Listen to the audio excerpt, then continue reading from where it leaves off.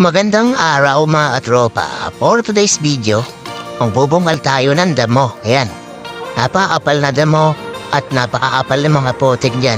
Diba? Paano pa makakadaan yung tubig ng maayos dyan kung may nakabara kagaya dyan? Kaya minsan, pagbaha sa lugar nyo, silip-silipin nyo lang yung mga ganyan.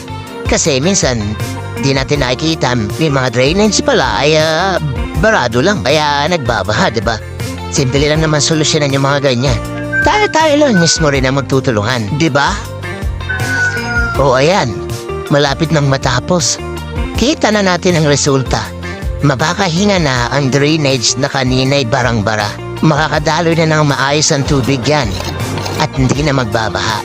Kung isa ka nga pala sa palaging sumusubaybay sa mga video namin mga katropa, maraming salamat sa laging pagsuporta. Sana'y palagi rin namin kayo napapasaya. At huwag mong kakalimutan ha, share mo na rin ang video namin. Mua, chuk chuk.